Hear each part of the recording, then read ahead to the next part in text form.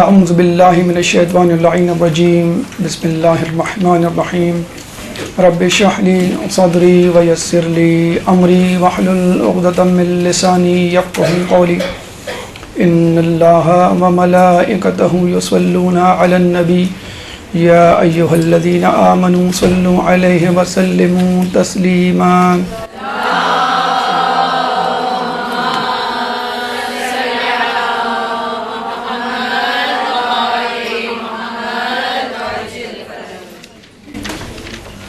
بعد حمد و ثنا پروردگار کے صد شکر گزار ہیں کہ اس نے ہمیں اشرف المخلوقات میں منزلت اور مرتبہ بخشا۔ اس کے بعد اللہ تعالیٰ کی نعمتیں ہماری بقا اور ارتقاء کے لیے جاری و ساری ہیں۔ اس کے باوجود اللہ تعالیٰ ہم سے دعا کے لیے کہتا ہے تاکہ اپنی نعمتوں میں مسلسل اضافہ کرتا چلا جائے۔ دعا عبادت کا اہم جز ہے بلکہ اصل عبادت ہے، اور اس دعا کی ہر شخص کو ضرورت ہوتی ہے، چاہے وہ گدھا ہو یا شاہ۔ دعاؤں میں اہم ترین دعا جو مکتب اہل بیت میں سمجھی جاتی ہے وہ ہے دعائے کمیل، جو ہر شب جمعہ، نیمہ شعبان اور دیگر مواقعوں پر پڑھی جاتی ہے۔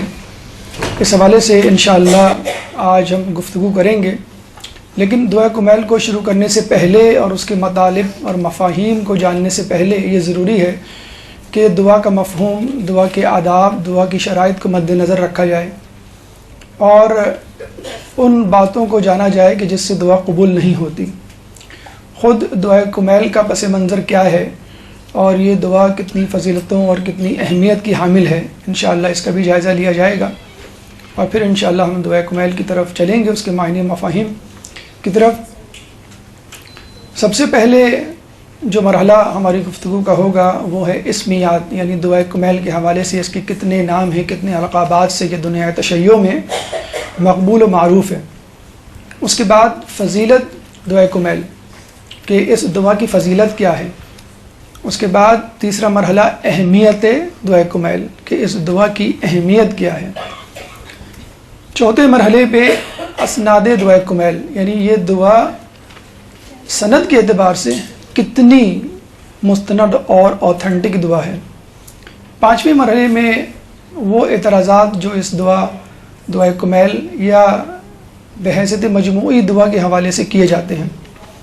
چھٹے مرحلے میں دعا بذات خود، یعنی آداب دعا، استجابت دعا، وہ عوامل جو رد دعا کا سبب بنتے ہیں، آیات و روایات میں دعا کا تذکرہ کہاں کہاں اور کیسے ملتا ہے۔ ساتویں مرحلے میں کمیل بن زیاد، کیونکہ یہ دعا خود ان سے منسوب ہے دعا کمیل، تو کمیل بن زیاد کا تھوڑا سا تعارف۔ آٹھویں مرحلے میں انشاءاللہ پس منظر دعا کمیل۔ نویں مرحلے میں انشاءاللہ بسم اللہ الرحمن الرحیم، جو کہ پہلا جملہ ہے اس دعا کمیل کا۔ تو ہم اپنی نشست کا اختتام بسم اللہ پہ کریں گے، جہاں سے دعا کمیل شروع ہوتی ہیں۔ اللہ نے توفیق دی اور انشاءاللہ اس کی رضا شامل حال رہی تو اس سلسلے کو آگے بڑھائیں گے، کیونکہ یہ دعا بہت اہم ہے اور ہم بچپن سے پڑھتے آئے ہیں، کرتے آئے ہیں۔ جب تک اس دعا کے مطالب و مفاہیم اگر ہمارے ذہنوں میں اجاگر نہیں ہوں گے تو اس کی افادیت کھل کر سامنے نہیں آئے گی۔ آئیے ہم اپنی گفتگو کے پہلے مرحلے کی طرف چلتے ہیں، یعنی اسمیات کی طرف۔ ایک درود پڑھ دیں محمد والے محمد۔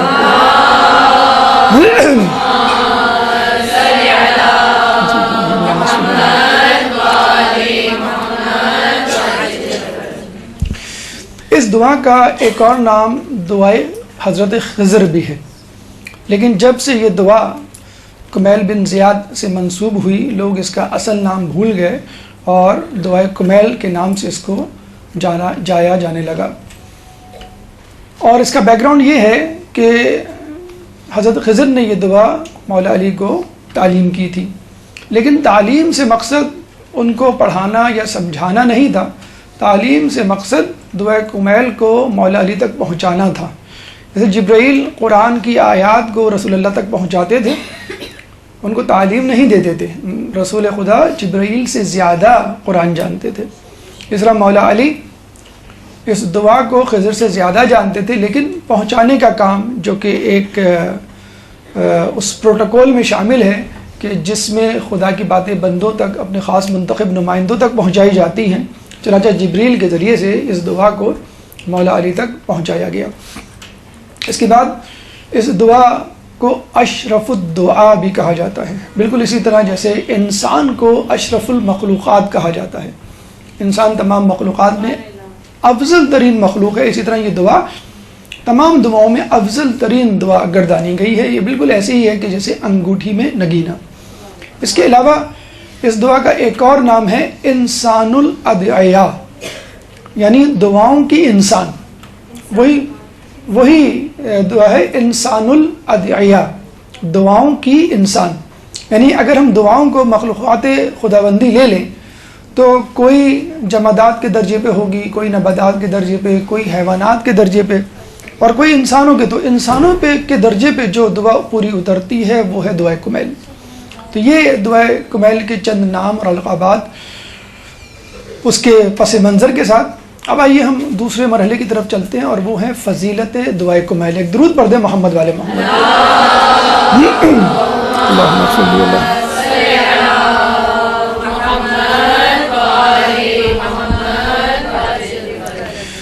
دیکھیے مفاتی میں شیخ عباس قمی نے اس دعا کے حوالے سے لکھا ہے کہ جو شخص اس دعا کو پڑھے گا اس کے رزق میں برکت ہوگی، جو شخص اس دعا کو پڑھے گا وہ دشمنوں کے شر سے بچے گا، جو شخص اس دعا کو پڑھے گا اللہ تعالیٰ اس کی مغفرت کر دے گا۔ اور اس کے علاوہ دیگر جگہوں پہ آیا ہے کہ یہ دعا بلاؤں کے نازل ہونے سے معنی ہے، یعنی بلاؤں کو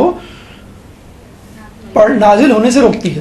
اچھا، یہ تمام گفتگو پرنٹ آؤٹ کی صورت میں ایز یوزول انشاءاللہ موجود ہے، فوٹو کاپی کے لیے گیا ہوا ہے، اگر آپ نہ بھی لکھیں تو کوئی حرج نہیں، اگر آپ تسلی و تشفی کے لیے لکھنا چاہ رہے ہیں تو کوئی حرج نہیں۔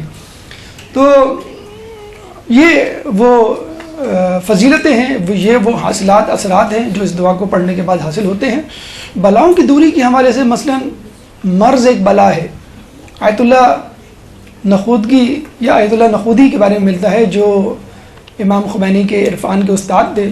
ایک دفعہ وہ مدرسے میں بیٹھے ہوئے تھے، ایک بچہ، ایک اسٹوڈنٹ آیا اور کافی دنوں کی غیر حاضری کے بعد آیا، تو انہوں نے اس سے پوچھا کہ تم اتنے دن سے غیر حاضر کیوں تھے؟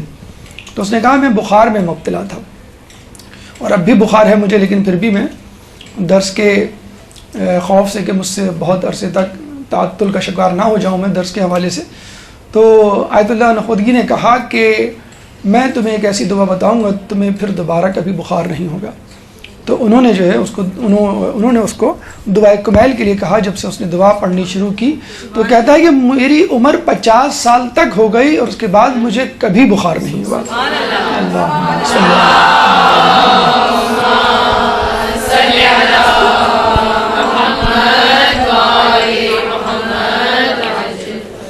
اس دعا کی اہمیت کے اعتبار سے اگر ہم دیکھیں ہماری گفتگو کا تیسرا مرحلہ کہ یہ دعا جہاں جہاں محبان اہل بیت رہتے ہیں وہاں پڑھی جاتی ہے، لیکن اس کے باوجود ان حلقوں میں بھی یہ دعا مشہور و معروف ہے کہ جو مکتبہ تشیع سے تعلق نہیں رکھتے۔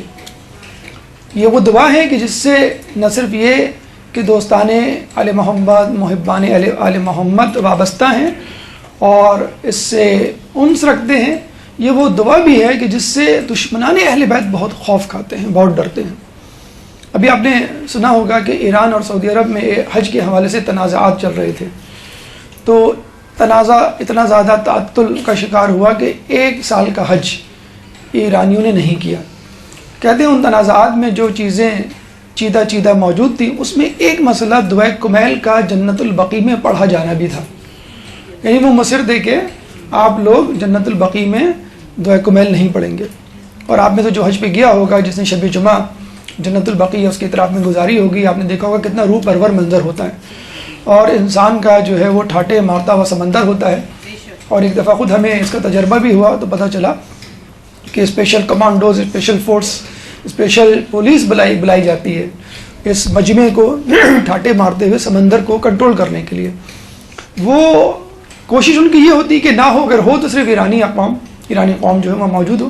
اور تمام لوگ چاہتے ہیں جہاں تشیع سے، چاہے وہ کسی ملک سے ہوں، کہ وہ دعائے کمیل میں شریک ہوں. تو بڑی ٹائٹ سیکیورٹی ہوتی ہے، اور ان کو یہ خوف ہے اگر ایرانیوں کے ساتھ اور لوگ بھی شامل ہو گئے تو اتنا بڑا مجموعہ جب یا ربی یا ربی یا رب کی صدائیں بلند ہوں گی، یا نور یا قدوس کی صدائیں بلند ہوں گی، یا سریع الرضا کی صدائیں بلند ہوں گی، تو یہ عرش تک نہ پہنچ جائیں اور اس سے ہمارے ایوان نہ ہل جائیں. تو ہم نے دیکھا کہ یہ وہ دعا ہے کہ جس سے دشمنان اہل بیت جو ہیں وہ خوف کھائے ہوئے ہیں. اس کی ایک دلچسپ بات میں آپ کو بتاؤں کہ ایک صاحب جن کا تعلق سعودی عرب سے تھا، سعودی باشندے، انہوں نے ہمیں بتلایا کہ جب سے صدام حسین کو پھانسی ہوئی ہے اس کے بعد سے خود مکے میں دھڑا دھڑ لوگ شیعہ ہو رہے ہیں. جب ان سے اس کی وجہ پوچھی گئی، اللہم صلی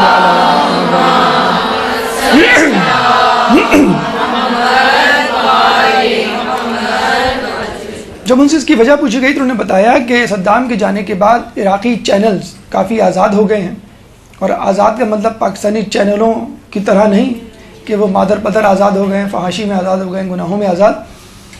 وہ آزاد ہو گئے ہیں ائمہ اور معصومین کی دعاؤں کی نشر و اشاعت میں. تو جب لوگ وہ دعائیں سنتے ہیں تو وہ حیران و پریشان ہو جاتے ہیں کہ یہ قرآن نہیں لیکن قرآن جیسا کیوں ہے، یہ حدیث نہیں لیکن حدیث جیسی کیوں ہے، یہ انسان ایک عام انسان کا کلام نہیں ہو سکتا. اور جب وہ تحقیق اور جستجو میں، کیونکہ ان کی زبان عربی ہے، عراقیوں کی زبان بھی عربی ہے، تو جب وہ چینل جاتے ہیں تو ان کو ترجمے کی بھی ضرورت نہیں پڑتی.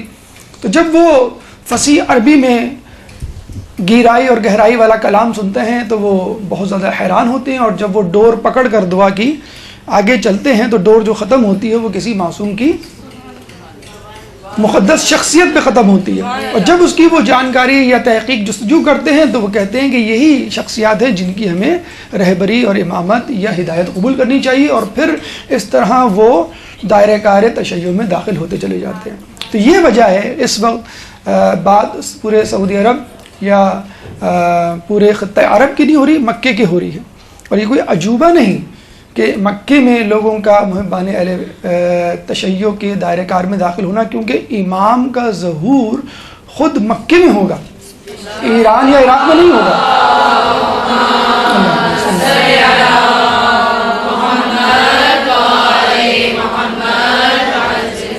خوشبو جیسے آپ کہیں پہ چھڑکیں تو وہ خوشبو اس جگہ تک محدود نہیں رہتی بلکہ وہ تو پھیلتی ہے اور ہر شخص اس کو سونگھ سکتا ہے، چاہے وہ اس گھر کا فرد ہو یا نہ ہو، اس جگہ سے جب گزرے گا تو وہ اس خوشبو کو سونگھے گا. تو یہی ہمارے امام کے کلام کی بات ہے. کلام امام کلام ہوا کرتا ہے. وہ بالکل جسے کہتے ہیں کہ ممیز اور واضح اور آؤٹ اسٹینڈنگ ہوتا ہے دوسرے کلام کی بنسبت. ایک اہل تسنن کی ویب سائٹ پہ جانے کا انتظام، آج کل تو گوگل سے بہت سارے مسائل حل ہو چکے ہیں. آپ گوگل پہ کوئی بھی جو ہے وہ جملہ، کوئی موضوع لکھیں یوٹیوب پہ یا گوگل پہ، تو وہ حمایت میں اور مخالفت میں دونوں ویب سائٹس کھول دیتا ہے. تو کسی بھی چیز کا جانچنا آج کل آسان ہو گیا. یوں سمجھ لیجیے کہ انٹرنیٹ کے تھرو جو ہے وہ حجت تمام ہو رہی ہے کہ لوگوں کو کھرا کھوٹا پتہ چل رہا ہے، حق و باطل پتہ چل رہا ہے، اور تصویر کے دونوں رخ سامنے آ رہے ہیں. تو اسی طرح جب ہم نے گوگل پہ لکھا دعائے کمیل تو ایک اہل تسنن کی ویب سائٹ پہ جانے کا اتفاق ہوا جس پہ کسی قاری نے، کسی ممبر نے یہ سوال پوچھا کہ کیا میں دعائے کمیل پڑھ سکتا ہوں؟ حالانکہ دعائے کمیل ہماری نہیں، اہل تشیع سے منسوب ہے، لیکن اتنی خوبصورت الفاظ کے ساتھ، معانی و مفاہیم کے ساتھ گہرائی اور گہرائی لیے ہوئے کہ میرا جی چاہتا ہے کہ میں اس کو پڑھوں. تو جو فتویٰ دینے والے انہوں نے کہا کہ ہاں آپ بالکل بے شک صحیح کہہ رہے ہیں. پھر انہوں نے دعائے کمیل کے چند جملات بھی لکھے اور آخر میں توصیف و تعریف کے پل باندھنے کے بعد یہ کہا کہ چونکہ یہ دعا اہل تشیع سے منسوب ہے چنانچہ ان کی شباہت ہمیں اختیار نہیں کرنی چاہیے. ہر وہ عمل جو وہ کرتے ہیں وہ ان کی علامت بن چکا ہے، ہمیں اسے احتراز کرنا چاہیے. تو یہ دیکھیے کہ آپ کے دشمن بھی خوفزدہ ہیں کہ ہمارے والے دعائے کمیل یا دعائے توسل یا دیگر دعائیں پڑھ کے جو ہے دعائے نطبہ وغیرہ وہاں نہ چلے جائیں. امام نے ایک دفعہ اپنے صحابی سے کہا کہ لوگوں میں ہماری محبت پیدا کرو. صحابی نے کہا کہ میں اپنے اندر تو محبت پیدا کر سکتا ہوں، آپ کے چاہنے والوں میں تو کر سکتا ہوں، لیکن آپ کے دشمنوں میں آپ کی محبت کیسے پیدا کروں؟ تو امام نے کہا ان کو ہماری باتیں سناؤ. جب وہ ہماری باتیں سنیں گے تو وہ ہماری طرف منقلب ہوں گے اور ہم سے محبت کرنے لگیں گے. تو واٹس ایپ انٹرنیٹ بہت بہترین طریقہ ہے. پہلے تو کتابوں کو مواد کو چھپایا جاتا تھا, اب تو واٹس ایپ کے ذریعے آپ کسی کو بھی کوئی بھی میسیج دے سکتے ہیں. ولادت شہادت بھی کسی بھی معصوم کا قول, کوئی بھی اچھی بات آپ جو ہے فارورڈ کر دیں. دعائے کمیل کا کوئی جملہ جو ہے وہ فارورڈ کرتے ہیں, دعائے عرفہ کا کوئی جملہ, تو انشاءاللہ لوگ جو ہیں وہ ہمارے ائمہ اور ہمارے مذہب کی طرف منقلب ہوں گے. ایک درود پڑھ دیں محمد والے محمد.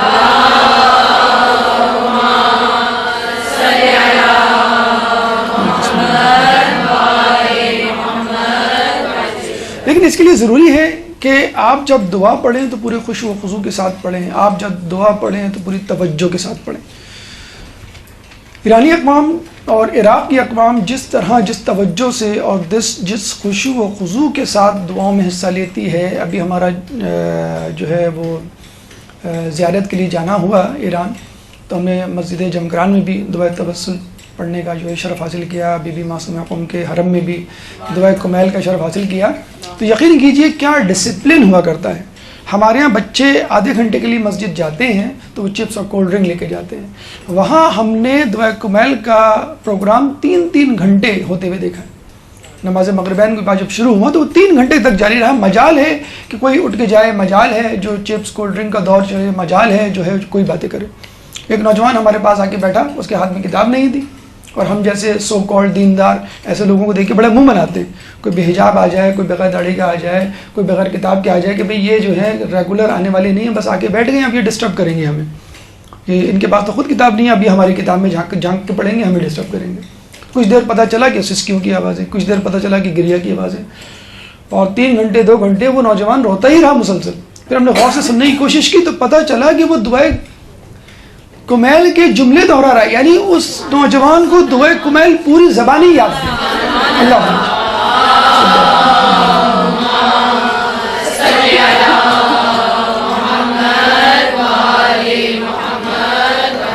استاد حسین انصاریان شرح دعائے کمیل جنہوں نے لکھی ہے, جو اس وقت بازار میں دستیاب ہے, اس کا اردو ترجمہ بھی, لکھتے ہیں کہ 11 سال کی عمر میں اپنے والد کے ساتھ ایک دعائے کمیل میں شرکت کے لیے گیا. مجھے وہ دعا اتنی اچھی لگی کہ میں نے 3 دن میں وہ دعا یاد کر لی.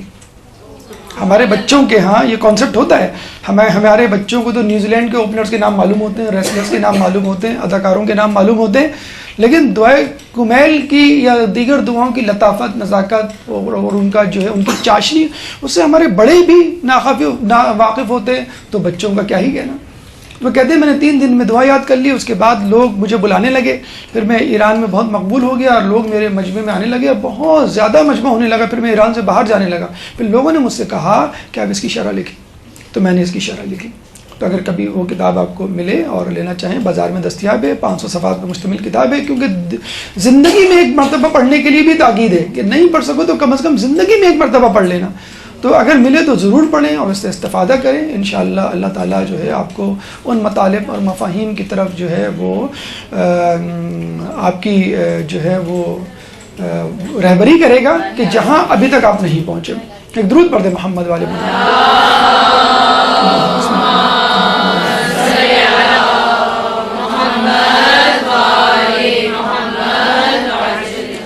فضیلت اور اہمیت کے بعد چوتھے مرحلے میں ہم چلتے ہیں اسناد. یعنی اس کی سند کیا ہے, اوتھنٹک ہے یا نہیں ہے, کس سے مروی ہے, کس نے نقل کی ہے. سب سے پہلے ابن طاووس نے اپنی کتاب اقبال میں, اور پھر اقبال سے نقل کرتے ہوئے علامہ مجلسی نے اپنی کتاب زاد المعاد میں, اس کے بعد شیخ طوسی نے اپنی کتاب مصباح المتحجد میں, اور اس کے بعد شیخ عباس قمی نے مصباح المتحجد سے نقل کرتے ہوئے اپنی کتاب مفاتیح الجنان میں رقم کیا. اتنی بڑی بڑی شخصیات ابن طاووس, شیخ عباس قمی, علامہ مجلسی, شیخ طوسی سے روایت ہونے کے باوجود اعتراضات کرنے والوں نے اس پر بھی اعتراض کیے ہیں اور لوگوں کے دلوں میں اشتباہات ڈالنے کی کوشش کی ہے. آئیے پہلے ان اشتباہات, ان اعتراضات کا جائزہ لیتے ہیں, پھر جو ہے ہم دعائے کمیل کی طرف چلتے ہیں. ہماری گفتگو کا 5واں مرحلہ دعائے کمیل پہ ہونے والے اعتراضات. ایک درود پڑھ دیں محمد والے محمد.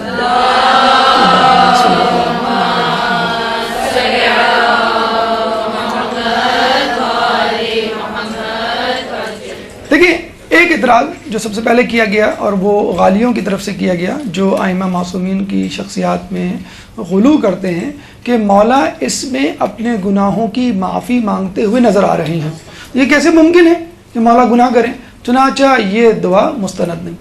تو ہمیں بتائیے، خود رسول اللہ نے یہ کہا کہ لوگوں استغفار کرو، میں خود دن میں 70 مرتبہ استغفار کرتا ہوں. تو کیا نعوذ باللہ رسول اللہ گناہ گار تھے؟ جی نہیں. مولا علی گناہ گار تھے؟ جی نہیں. صرف ہم جیسے گناہ گاروں کو سمجھانے کے لیے یہ طریقہ بتلایا ہے کہ دیکھو گناہوں سے استغفار ایسے کرتے ہیں، ورنہ ان سے زیادہ تو ہم روادار تھے. دعا اور استغفار وہ زیادہ کیا کرتے تھے ہم سے زیادہ، حالانکہ ہمیں زیادہ ان سے زیادہ دعا استغفار کرنی چاہیے. ہم زیادہ جسے کہتے ہیں اس کے طلبگار ہیں. مولا علی کے بارے میں فرماتے ہیں کہ وہ سجدے میں دعائے کمیل پڑھا کرتے تھے، سجدے میں. تو آپ اندازہ لگا لیجئے کہ اس دعا کی کتنی زیادہ، سب سے زیادہ پسندیدہ حالت بندے کی اللہ کے نزدیک کون سی ہوتی ہے؟ سجدے کی حالت. اور پسندیدہ دعا کون سی ہے؟ دعائے کمیل. تو جب ان دونوں کا مجموعہ کمبینیشن ہو تو آپ دیکھ لیجئے کہ وہ حالت کتنی زیادہ اللہ تعالیٰ کو محبوب ہوگی. تو پہلا اعتراض یہ کیا کہ کیا مولا علی، تو اس کا جواب یہ ہے کہ مولا علی گناہ گار نہیں تھے، لیکن ہم جیسے گناہ گاروں کو بتلانے اور سمجھانے کے لیے دعا کمیل میں استغفار مولا علی نے طلب کیا. دوسرا اعتراض کہ بھئی تقدیر تو لکھی جا چکی، تو اب آپ تقدیر کو تبدیل کرنے کے کیوں در پہ ہیں؟ اللہ کی مشیت کے خلاف کیوں بات کر رہے ہیں؟ تو ہمیں بتائیے نیمہ شعبان کے بارے میں کیوں اتنی روایات ہیں کہ اس میں تقدیر لکھی جاتی ہے؟ شب قدر کے بارے میں کیوں اتنی روایات ہیں کہ اس میں تقدیر لکھی جاتی ہے؟ نیمہ شعبان یعنی 15 شعبان کی شب تقدیریں لکھی جاتی ہیں، اور شب قدر میں ان کی جسے کہتے ہیں کہ منظوری ہوتی ہے، اپروول ہوتا ہے. تو بس اسی لیے تاکید کی گئی کہ اس دعا کو خصوصی طور پہ نیمہ شعبان میں پڑھو اور شب جمعہ پڑھو، کہ جس دن ہمارے اعمال خدا کے حضور یا امام کے حضور پیش ہوتے ہیں. تو ایسے وقت جب آپ کے اعمال امام کے حضور پیش ہوں، اور ایسے دن جب آپ کی تقدیر لکھی جا رہی ہو، جب آپ اس دعا کو پڑھیں گے تو انشاءاللہ اللہ تعالیٰ آپ کی تقدیر بدل دے گا اور ایسی بنا دے گا جو آپ کو بھی پسند ہوگی، امام کو بھی پسند ہوگی، اور خدا بند قدوس کو بھی پسند ہوگی. اس کے بعد ایک تیسرا اعتراض جو کیا جاتا ہے، بے صبرے لوگ کرتے ہیں اور کہتے ہیں کہ بھائی ہم نے تو بہت یہ دعا پڑھی، سالوں ہو گئے، اب تک تو ہماری دعا قبول نہیں ہوئی.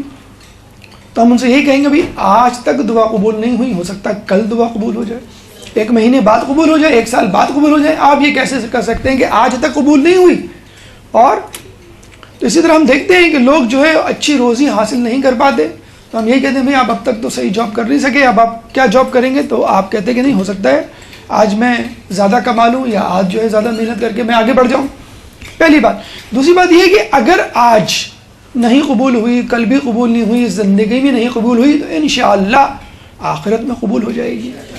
کہتے ہیں کہ آخرت میں کچھ لوگوں کو جب جنت کی نعمتیں دی جائیں گی تو وہ افراد کہیں گے کہ بھئی اب ہم نے تو اتنی بڑی نیکیاں کی ہی نہیں جتنا ہمیں اجر مل رہا ہے. تو ان سے کہا جائے گا کہ تم نے اتنی دعائیں کی تھی کہ بہت ساری دعائیں تمہاری قبول نہیں ہوئی، تو اللہ تعالیٰ نے ان دعاؤں کو آخرت کے لیے مختص کر دیا، اب ان دعاؤں کے بدلے تمہیں یہ نعمتیں دی جا رہی ہیں. تو وہاں پہ موجود تمام افراد یہ کہیں گے کاش کہ ہماری کوئی دعا قبول نہ ہوئی ہوتی. یعنی آپ کی 50% دعائیں یہاں قبول ہو رہی ہیں، کوئی بات نہیں، 50% وہاں. اگر ایک دعا قبول ہو رہی ہے، 99 قبول نہیں ہو رہی، تو آپ کو اور زیادہ خوشی ہونی چاہیے. کوئی بھی دعا قبول نہیں ہو رہی، اس سے زیادہ خوشی ہونی چاہیے کہ تمام دعائیں آخرت میں قبول ہوں گی. اور آپ کو معلوم ہے دنیا میں ملنے والی نعمتیں عارضی ہیں، دنیا میں ملنے والی نعمتوں کا حساب ہوگا، آخرت میں ملنے والی نعمتیں دائمی ہیں، آخرت میں ملنے والی نعمتوں کا حساب نہیں ہوگا. ایک اور وجہ دعا کے قبول نہ ہونے کی، اللہ کی خوشی. روایت میں ہے کہ کچھ لوگ اس انداز سے اللہ سے مانگتے ہیں کہ اللہ کو ان کا انداز ناپسند ہوتا ہے. فاسق و فاجر لوگ مثلا دھونس اور دھمکی، نعوذ باللہ احسان جتا کر مانگنے والے، تو اللہ کیا کہتے ہیں بھائی اس کو دے کر فرق کرو، اس کو واپس بھیجو. اور ایک گڑ گڑا کے گریہ وزاری کر کے، حالانکہ بہت زیادہ چیزوں کا نعمتوں کا مستحق ہوتا ہے لیکن تھوڑی سی چیز مانگ رہا ہوتا ہے، اللہ کو اس کا مانگنا پسند آتا ہے. تو اللہ کہتا ہے کہ نہیں، اس کو نہ دو، اس کی دعا، اس کی گریہ وزاری مجھے بہت پسند آ رہی ہے. تو ہو سکتا ہے کہ آپ ان لوگوں میں شامل ہو. دوسری بات یہ ہے، یہ شیطان کا وسوسہ ہے جو نا امیدی آپ کے دل میں ڈالتا ہے. اللہ فرماتا ہے قرآن میں لا یئسوا من روح اللہ الا القوم الکافرون، کہ اللہ کی رحمت سے کوئی مایوس نہیں ہوتا ہے سوائے کافر قوم کے. سورہ یوسف آیت نمبر 87. تو مایوسی کفر ہے. اپنے آپ سے مایوس ہو جائیے کہ میرے مانگنے کا ڈھنگ صحیح نہیں, میں شرائط پوری نہیں کر رہا, میرے اندر گریہ وزاری اور خشوع و خضوع و توجہ نہیں. لیکن خدا سے کبھی نہ مایوس ہوئیے. اگر آپ خدا سے مایوس ہو گئے تو یہ کفر کے برابر ہو جائے گا, جس کا تذکرہ جو ہے وہ گناہان کبیرہ میں موجود ہے. آخری بات, لوگ کہتے ہیں کہ بھائی دعا مانگنے سے کیا ہوتا ہے. اصل چیز تو محنت ہے. مثلا فرض کر لیں کہ اگر کوئی شخص یہ دعا مانگتا ہے کہ اللہ مجھے امتحان میں کامیاب کر, تو آپ کو دعا مانگنے کی کیا ضرورت, آپ محنت کریں, آپ کامیاب ہو جائیں گے. ایک آدمی دعا مانگتا ہے اللہ میرے رزق میں اضافہ کر, تو آپ باہر نکلیں, روزی کمائیں, بزنس کریں, جاب کریں, انشاءاللہ اللہ کے آپ کو خود مل جائے گی. آپ کو اللہ سے مانگنے کی کیا ضرورت. تو ہمیشہ یاد رکھ لیجئے کہ اللہ اگر دوا کے ذریعے آپ کو شفا دیتا ہے تو وہ دوا نہیں جس کے اندر شفا ہے, خود اللہ کے اندر شفا ہے, اللہ کے حکم میں شفا ہے. موسیٰ علیہ السلام کے سر میں درد ہوا, اللہ سے کہا تو اللہ نے کہا کہ فلاں جڑی بوٹی کھا لو. آپ نے وہ جڑی بوٹی کھائی اور ٹھیک ہو گیا آپ کا درد. لوگ کہتے ہیں نا کہ بھائی جڑی بوٹی کھانے کی کیا ضرورت ہے. آج کل کے جو ویسٹرن جو ڈاکٹرز ہیں ایلوپیتھی کے, وہ کہتے ہیں بھائی آپ جو ہے ڈسپلن کھا لیں, ایسپرین کھا لیں. تو ڈسپلن اور ایسپرین کیا تھی, جنگل میں ایک شخص بخار میں تپ رہا تھا, کھانے کو کچھ نہیں ملا, اس نے پتے کھا لیے. پھر اس نے لوگوں کو بتایا کہ پتے کھا کر میرا بخار بھی اتر گیا اور بھوک بھی مٹ گئی. تو لوگوں نے وہ پتے کھانے شروع کر دیے جب ان کو بخار ہوتا تھا. بعد میں سائنسدانوں نے ریسرچ کر کے پتہ چلا ہے کہ اس پتے کے اندر ایسیٹائل سیلیسلک ایسڈ ہے, اور اسی ایسیٹائل سیلیسلک ایسڈ سے ڈسپلن بن گئی. تو بات تو وہی ہو گئی. بہرحال وہ جڑی بوٹی کھا کے وہ ٹھیک ہو گئے. دوسری مرتبہ جب ان کو درد ہوا تو انہوں نے اللہ سے رجوع نہیں کیا, اور وہ اللہ کو بائی پاس کر کے ڈائریکٹ ڈائلنگ کر کے وہ جڑی بوٹی کھا لی. اور اب جو ہے ان کو درد ٹھیک ہونے کو نہیں آ رہا. اللہ سے کے پاس شرمندہ ہو کے واپس گئے. یہ کیا مسئلہ ہے, یہ کوئی لوکل کمپنی کی یا لوکل جڑی بوٹی تو نہیں. تو اللہ نے کہا کہ پہلے تم نے مجھ پر اعتماد کر کے جڑی بوٹی کھائی تھی, اور اب تم نے جڑی بوٹی پہ اعتماد کر کے اس دوا کو بطور دوا استعمال کیا. تو اللہ دیکھیے, ایک ہی دوا ہوتی ہے, آپ کو شفا ہو جاتی ہے, مجھے سائیڈ ایفیکٹس, مجھے ریئیکشن ہو جاتا ہے. تو یہ اللہ کی طرف سے ہے, اللہ تعالیٰ ہی دوا میں جو ہے وہ شفا ڈالتا ہے. تو یہ ہمیشہ یاد رکھ لیجئے کہ عمل ضروری ہے, لیکن اگر اللہ نہ چاہے تو آپ کتنا ہی عمل کر لیں آپ کو کامیابی نہیں ہوگی. ایک اور بات کہ ہو سکتا ہے کہ اللہ کی کوئی مصلحت ہو کہ جس کی وجہ سے اللہ تعالیٰ وہ چیز ابھی نہیں دینا چاہ رہا, بعد میں دینا چاہے, بعد میں آپ کو مل جائے گا. اور دوسری بات, ایک اور بڑی اہم چیز کہ دعا کا خود پہ کیا اثر ہوتا ہے. ایک تو بھائی خدا کے حوالے سے ہم نے کہا کہ بھائی دروازہ کھٹکھٹائیں, کبھی نہ کبھی تو کھل جائے گا. خود ہم جیسے کہتے ہیں اللہ ہمیں نیک بنا, تو لوگ کہتے ہیں خود بن جائیں. آپ دعا کرنے سے کیا ہوگا, آپ خود بن جائیں, آپ خود نمازیں شروع کر دیں, آپ خود نیکیاں کریں, خود گناہوں سے بچیں. لیکن زبان ہلانے سے کیا ہوگا. تو آپ نے واقعہ بھی سنا ہوگا کہ مولا علی کے پاس ایک شخص آیا, کسی مصیبت میں گرفتار تھا. مولانا نے اس کو ذکر بتایا, ایک شخص سامنے کھڑا ہوا تھا, اس نے کہا ذکر بنانے سے کیا ہوگا, کوئی عملی بات بتلا دیں. زبان ہلانے سے اس کے جسم پر کیا اثرات مرتب ہوں گے. تو مولا علی نے اس کو سخت جملے کہنا شروع کر دیا. تھوڑی دیر تو اس نے جملے سنے, پھر وہ بھی غصے میں آ گیا, اس کا چہرہ سرخ نیلا پیلا ہو گیا. اس نے کہا مولا علی میں نے تو آپ پہ ایک چھوٹا سا اعتراض کیا تھا اور آپ نے اتنی بڑی سزا دی کہ مجھے برا بھلا کہہ رہے ہیں. تو مولانا نے کہا ابھی تو نے کہا تھا کہ الفاظوں کا انسان کے جسم پر اثر نہیں ہوتا, اور ابھی جو ہے تو جو ہے سرخ جو ہے پیلا ہو گیا اور غصے میں جو ہے وہ مجھ سے بات کر رہا ہے. تو یاد رکھ لیجئے کہ زبان کے اثرات, الفاظ کے اثرات جسم پر ہوتے ہیں. اب اس کی ایک سائنٹیفک لاجک یا سائنٹیفک توجیہ سن لیجئے کہ جب آپ زبان ہلاتے ہیں تو اس کا آپ کی زندگی پہ کیا اثر ہوتا ہے. مثال بڑی بھونڈی ہے لیکن بڑی آسانی سے آپ کو یہ بات سمجھ میں آ جائے گی. تانسین کا آپ نے نام سنا ہوگا, برصغیر میں گلوکار گزرا ہے کہ جس کی گائیگی سے گلاس ٹوٹ جایا کرتا تھا. بعد میں سائنٹیفک ریسرچ ہوئی تو پتہ چلا جب وہ گاتا تھا تو وائبریشن پیدا ہوتی تھی, اور وائبریشن گلاس میں آس پاس کی جگہوں پر آبجیکٹس میں منتقل ہوتی تھی, وہ بھی وائبریٹ کرتے تھے. اور جب آواز یا گائیگی کا ایمپلیٹیوڈ یا ہیتا یا موج, طول موج اپنی لمٹ سے ایکسیڈ کرتا تھا, یعنی گلاس کے ایمپلیٹیوڈ سے, تو وہ گلاس کو توڑ ڈالتا تھا. اسی طرح ہماری زبان جب ہلتی ہے تو ایک وائبریشن, ایک ارتعاش پیدا ہوتا ہے اورل کیویٹی میں. وہ ارتعاش آپ کے جبڑوں اور ان کے مسلز میں منتقل ہوتا ہے, پھر وہ آپ کی باڈی میں انٹرنل آرگنز میں منتقل ہوتا ہے, پھر پوری باڈی اسی وائبریشن کے ساتھ موو کرنے لگتی ہے. بالکل میں مثال دوں گا میوزک کی.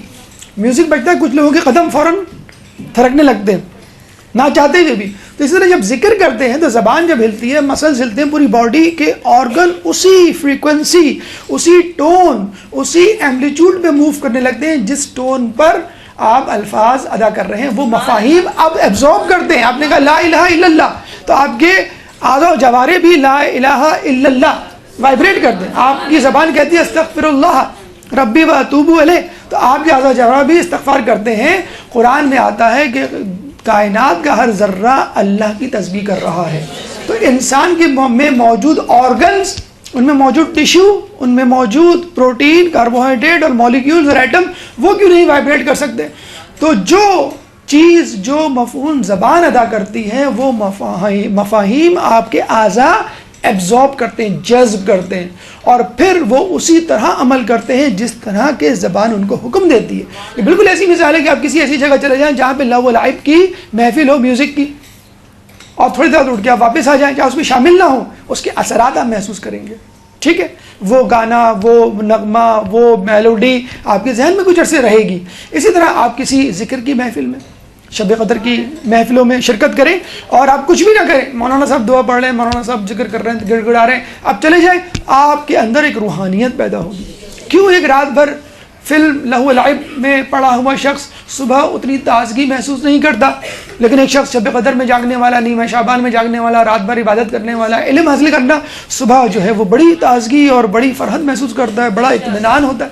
تو یہ وہ وائبریشن ہے، یہ وہ ارتعاش ہے جو زبان کے ذریعے آپ کے اعضاء جوارح میں منتقل ہوتا ہے. سائنٹیفکلی بھی پروون ہے، اور تاریخ اور لوگوں کے تجربات بھی ہمیں بتلاتے ہیں کہ فقط ذکر جو ہے آپ کو بعض اوقات اس منزل پہ لے جاتا ہے کہ جہاں انسان جو ہے عمل تو کر رہا ہوتا ہے لیکن غور و فکر سے نہیں کر رہا ہوتا.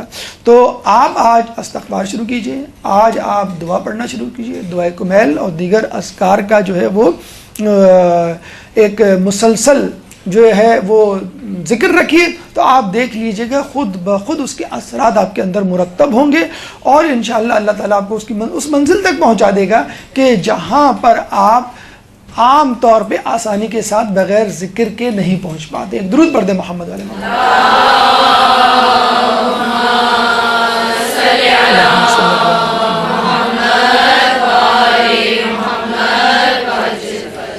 تو یہ اعتراضات جس کے جوابات آپ کے سامنے پیش کیے گئے. اب آئیے ہماری گفتگو کے چھٹے مرحلے کی طرف. خود دعائے کمیل ہمارا عنوان ہے، دعائے کمیل ہمارا موضوع ہے. تو دعا کے بارے میں تھوڑی سی گفتگو، اور پھر کمیل ابن زیاد، اس کے بعد دعائے کمیل. دعا روایات اور آیات قرآنی کی روشنی میں، دعا کی شرائط، استجابت دعا کے عوامل اور وہ اسباب جو دعا کو رد کرتے ہیں، قبول نہیں ہونے دیتے. معنی دعا، معنی قبولیت دعا. سب سے پہلے آیات قرآنی.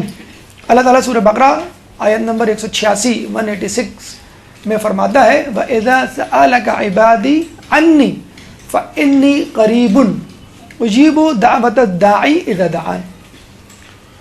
اذا سألك عبادی عنی، جب تم سے میرے بندے میرے بارے میں سوال کریں، فإنی قریب، بس میں ان کے قریب ہوتا ہوں. کہہ دو میں ان کے قریب ہوتا ہوں. اجیب دعوت الداعی اذا دعان، میں جواب دیتا ہوں جب وہ مجھے پکارتے ہیں. اس کا مطلب ہے کہ اللہ تعالیٰ کہہ رہا ہے کہ تم دعا کرو اور گھبراؤ نہیں، اور یہ نہ خیال کرو کہ میں تمہیں جواب نہیں دوں گا. ایک شخص جو عابد تھا، شیطان نے ورغلایا کہ تو اتنے عرصے سے اللہ کی عبادت کر رہا ہے، اللہ لبیک تو نہیں کہتا، تو کہہ رہا ہے لبیک، اللہ نے کبھی کہا لبیک؟ تو اللہ کو پکار رہا ہے، اللہ نے کبھی پکارا؟ اس نے یہ سن کر عبادت کرنا چھوڑ دی. کچھ عرصے بعد حاطب غیبی سے آواز آئی کہ تو نے ہماری عبادت کرنا کیوں چھوڑ دی؟ تو اس نے کہا کہ میں تو آواز دیتا ہوں، تیری طرف سے جواب نہیں آتا. تو حاطب غیبی سے آواز آئی دوبارہ کہ تیرا مسلسل ذکر کرنا ہماری طرف سے جواب ہے. یہ توفیق جو تجھے ملی ہے اس بات کی گواہی ہے.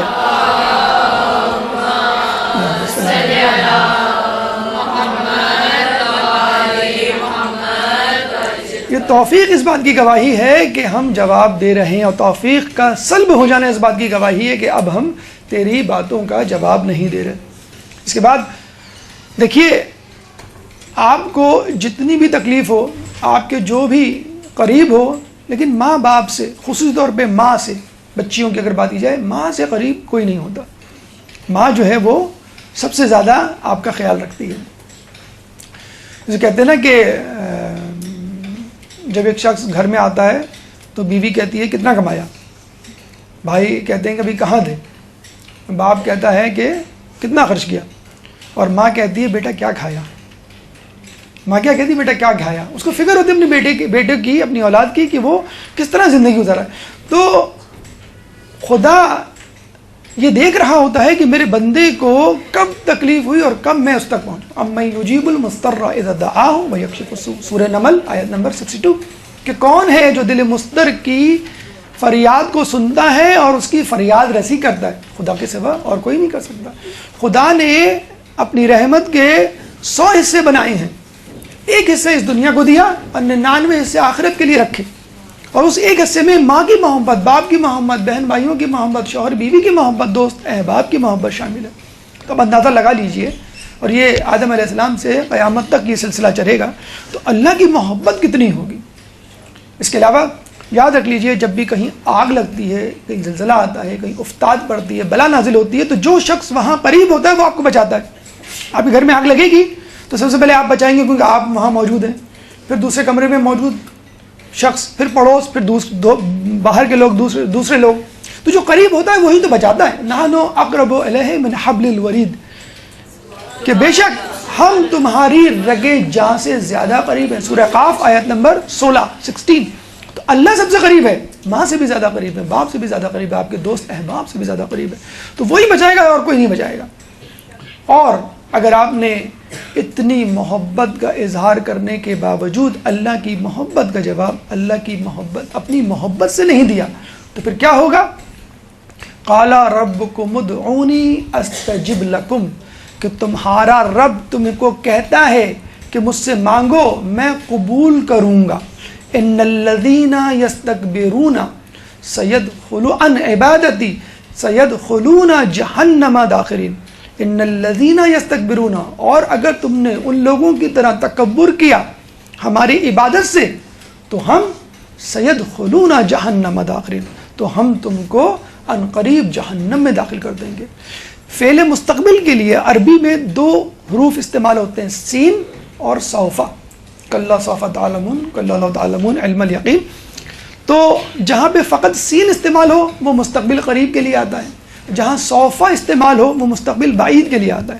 تو اللہ یہ نہیں کہہ رہا صوفہ یدخلون جہنم، اللہ کہہ رہا ہے سیدخلون، فوراً کے فوراً جیسی قیامت قائم ہوگی ہم فوراً تم کو جہنم میں داخل کر دیں گے. کون؟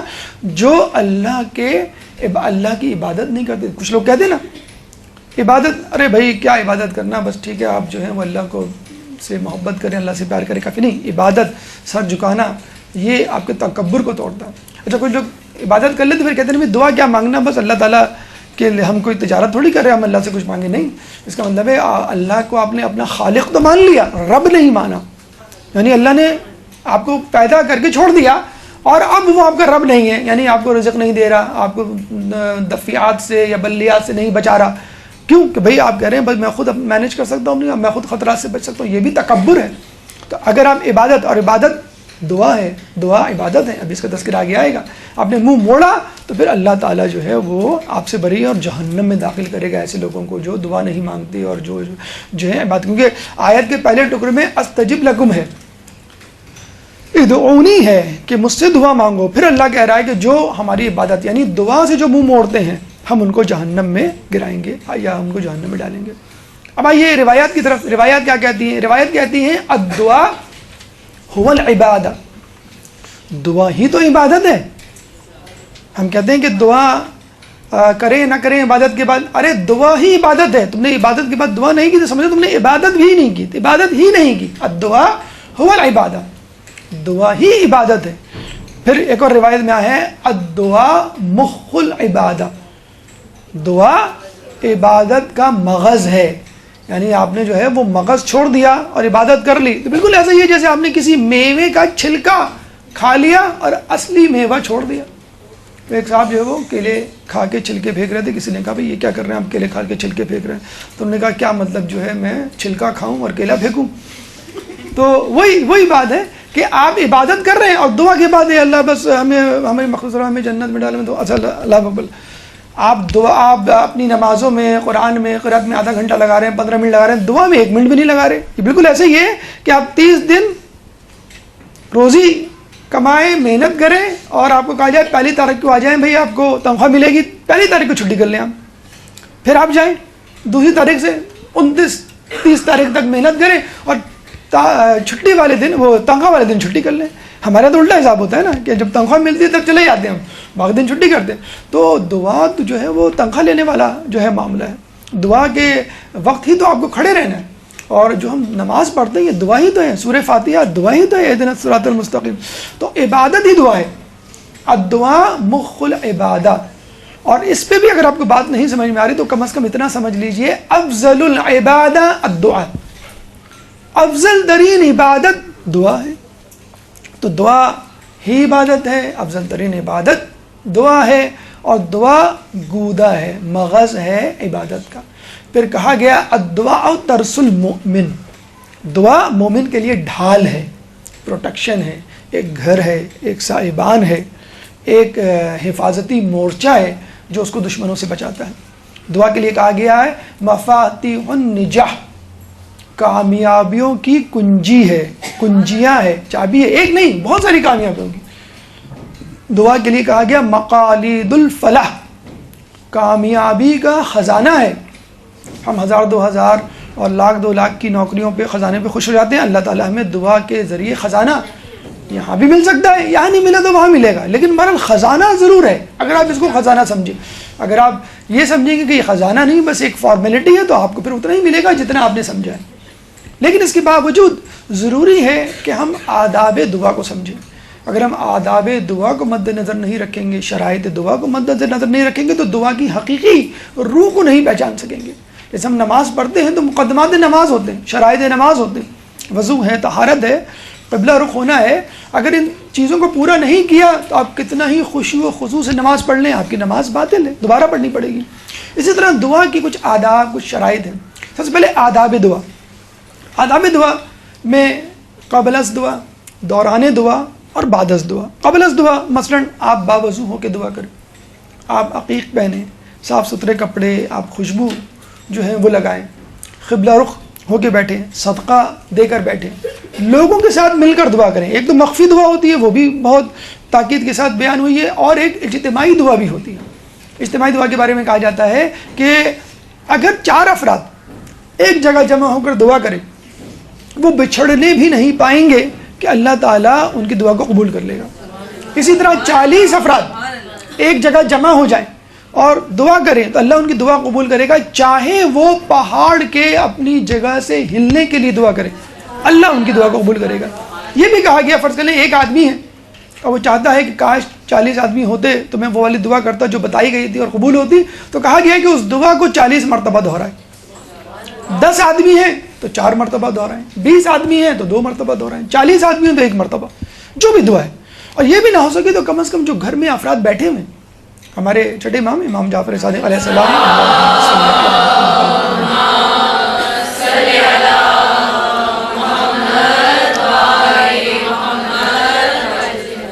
کی یہ سنت تھی کہ جب بھی وہ ان پر کوئی افتاد پڑتی تو وہ گھر والوں کو جمع کرتے اور کہتے کہ دیکھو میں دعا کروں گا تم آمین کہنا.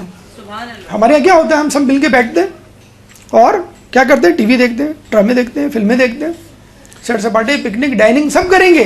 لیکن جب دعا کا وقت آئے گا امی جو ہے ڈانٹ ڈپٹ کے بیٹا باہر جاؤ، فوراً کمرہ بند کر دو، کوئی نہیں آئے میں دعا کر رہی ہوں. نہیں، آپ کو لوگوں کو شامل کرنا چاہیے.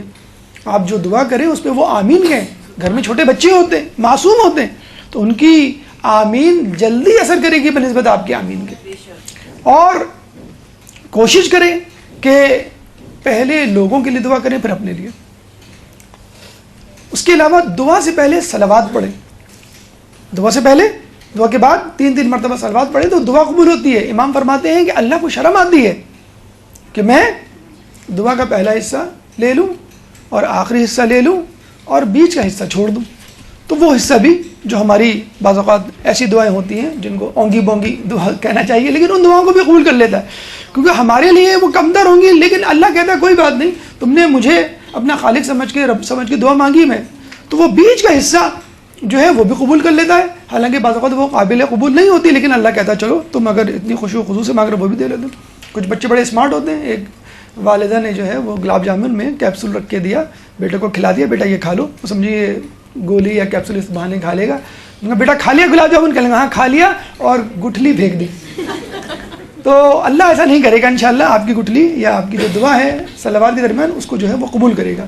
پھر دوران دعا کہتے ہیں کہ جب آپ دعا کریں تو گریا کریں، آنکھوں میں نمی ہونی چاہیے. ایک شخص آیا امام کے پاس کہنے لگا کہ مجھ سے گریا نہیں ہوتا، لیکن میں فلاں عزیز کو جو مر چکا ہے یاد کرتا ہوں تو گریا ہوتا ہے. کہنے لگا بس تم پہلے اس کو یاد کیا کرو اور پھر دعا کیا کرو. یعنی جب بھی آپ پہ رقت داری ہو کسی بھی وجہ سے، جب بھی آپ کا دل نہ، جب بھی ہم کہتے ہیں مصائب ہوتے ہیں تو مصائب کے دوران دعا ضرور کرنی چاہیے، کیونکہ جب آدمی کا دل نرم ہوتا ہے تو وہ اللہ کی بہت زیادہ ٹوٹا ہوا دل جو ہے، تو بچا کے نہ رکھ اسے تیرا آئینہ ہے وہ آئینہ، جو شکستہ تر ہو تو عظیم تر ہے نگاہ آئینہ ساز میں. تو جتنا دل ٹوٹا ہوا ہوگا اتنا ہی اللہ کے قریب ہوگا. تو گریا کریں، گڑ گڑا کے، انکساری عاجزی کے ساتھ. امام کہتے ہیں کہ اللہ سے دعا اس طرح مانگو جیسے کوئی مسکین کھانا مانگتا ہے. آپ کتنے ہی درم خان کیوں نہ ہو، آپ کتنے ہی جاہو جلال والے کیوں نہ ہو، آپ کتنے ہی جو ہے حاکم کیوں نہ ہو، لیکن اگر کسی انکساری سے مانگیں گے تو اللہ دعا. فاسق و فاجر ہی کیوں نہ ہو، لیکن آپ اس کو رب مان کے، خالق مان کے، دینے والا مانگ رہے ہیں، وہ دے گا. فرعون کو بھی اللہ دیتا تھا. ایک دفعہ اس کے درباری آ گئے، عوام آ گئے، کہنے لگے کہ اگر تو خدا ہے تو بارش کر. بڑے عرصے سے بارش نہیں ہوئی. میں نے کہا میں یہ نہیں کر سکتا. کہیں گے تو پھر خدا کس بات کا؟ کہ اچھا ٹھہرو میں کوشش کرتا ہوں. تو اس رات اس نے بڑی گڑ گڑا کے دعا مانگی، اے اللہ مجھے معلوم ہے تو ہے اور تو ہی خدا ہے، لیکن میں کیا کروں، میں خدائی کا دعویٰ کر چکا ہوں، مجھے اپنی ضد پوری کرنی ہے، تو بارش کر دے. تو اتنی خضوع سے دعا مانگی، اللہ نے بارش کر دی. تو دیکھیں غلط دعا جسے کہتے ہیں کہ وہ بھی دعا مانگی اور اللہ تعالیٰ نے. تو اللہ تعالیٰ بس مانگنے والے کو دیکھتا ہے کہ وہ کتنے خشوع خضوع سے مانگ رہا ہے اور کتنے جسے عاجزی کے ساتھ مانگ رہا ہے. اس کے علاوہ جب آپ دعا مانگے تو دوسروں کے لیے پہلے مانگے پھر اپنے لیے مانگے. اس سے کیا ہوگا کہ جو بھی دعا دوسروں کے لیے کی جاتی ہے دوسروں کے حق میں، وہ آپ کے حق میں ضرور قبول ہوگی. لیکن جب آپ اپنے لیے دعا کریں گے تو ہو سکتا ہے قبول ہو سکتا ہے نا قبول ہو. تو جب آپ کہیں گے کہ اللہ میری فلاں دوست کو کامیاب کر دے، تو اللہ آپ کو کامیاب کر دے گا امتحان میں. فلاں کے رزق میں اضافہ کر دے، اللہ آپ کے رزق میں اضافہ کرتا ہے. لیکن ہم تو حسد کے مارے ہوئے لوگ ہیں، فلاں فیل ہو جائے، فلاں کا جو ہے وہ جاب چھوٹ جائے، فلاں کی شادی نہ ہو، فلاں کے ساتھ مرض لگ جائے، فلاں. تو یہ ہے وہ کینہ جو دوسروں کے حق میں دعا کرنے سے نکل جاتا ہے. تو دوسروں کے لیے دعا کریں، گڑ گڑا کے دعا کریں، اور دعا کو مسلسل کرتے رہیے. نہ کہیں کہ بھئی اب دعا ایک مرتبہ کر لی کافی ہے، دیکھیں گے رزلٹ اگر نہیں آیا تو پھر آئندہ جو ہے وہ دعا نہیں کریں گے. اس کے بعد بعد از دعا کے لیے ہے کہ اپنے کردار میں بہتری لے کر آئیں. اگر آپ گناہ گار نہیں ہیں کوئی بات نہیں، آپ نیکیاں کریں اور پہلے سے زیادہ نیکیاں کریں. گناہ گار ہیں تو گناہوں کو چھوڑ دیں. حرام کام کی دعا نہیں مانگی جا سکتی، قطع تعلق کی دعا نہیں مانگی، کسی پہ ظلم کرنے کی دعا جو ہے وہ نہیں مانگی جا سکتی. مسلسل برابر دعا کرتے رہیں. اگر دعا قبول نہ بھی ہو تو وہ آپ کا اکاؤنٹ ہے جو جمع ہوتا رہے گا اللہ کی بارگاہ میں، اور انشاءاللہ آج نہیں تو کل نہیں تو آخرت میں وہ جو ہے وہ ضرور قبول ہوگا. جب دعا پڑھ لیں تو 3 مرتبہ صلوات پڑھیں. جب دعا پڑھ لیں تو لا قوت الا باللہ یہ کہیں. جب دعا پڑھ لیں تو اپنے ہاتھ اپنے چہرے پہ، اپنے سر پہ اور اپنے سینے پہ ملیں. اور دعا پڑھنے کے بعد جو ہے یا دعا پڑھنے سے پہلے جو ہے وہ صدقہ کم از کم ضرور نکالیں. دعا پڑھنے کے بعد کوشش کریں جو دعا آپ نے کی ہے، اب یہ مطلب نہیں آپ نے کر لی بس دوسروں سے نہ کروائیں، نہیں، لوگوں سے بھی دعا کروائیں. التماس دعا جو ہم کہتے ہیں وہ اسی وجہ سے ہے کہ دوسروں سے بھی دعا کروائیں. تو یہ وہ آداب دعا ہیں، قبل از دعا، دوران دعا اور بعد از دعا. اب آئیے استجابت دعا کے لیے. استجابت دعا کیا ہوتی ہے؟ استجابت دعا یعنی وہ عوامل جن سے دعا کی قبولیت کے امکان بڑھ جاتے ہیں. مثلا زمان و مکان و احوال کے اعتبار سے. زمان یعنی ٹائمنگ، وقت کے اعتبار سے کن اوقات میں دعا کی جائے تو وہ قبول ہوگی. مثلا نماز شب کے وقت، نماز فجر سے پہلے، آخری شب جسے کہتے ہیں، فجر سے لے کے طلوع آفتاب تک، زوال کے وقت، اذان کے وقت، وقت افطار. اگر ہم ہفتے کی بات کریں تو شب جمعہ، روز جمعہ، آخر جمعہ یعنی جب غروب آفتاب ہو رہا ہو جمعے کے دن کا.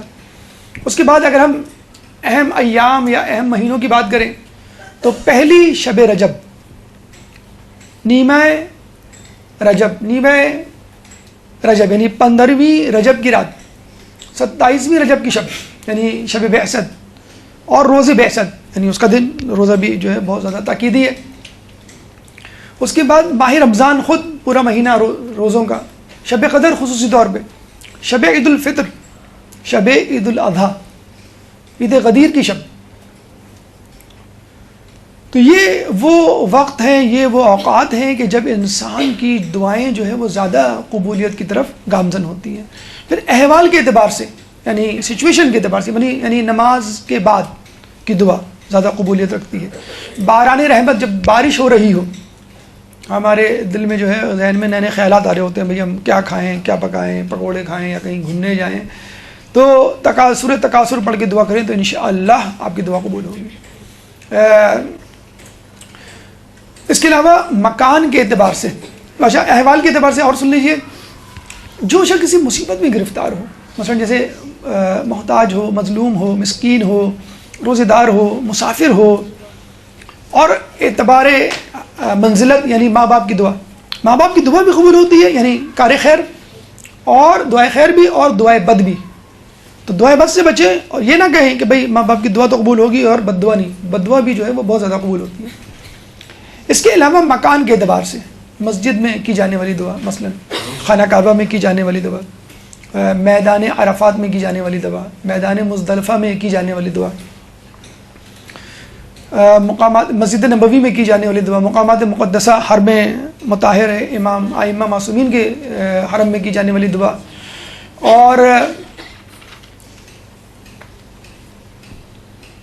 وہ جگہیں جہاں پر جو ہے انسان جو ہے نمازیں پڑھتا ہے، مثلا تو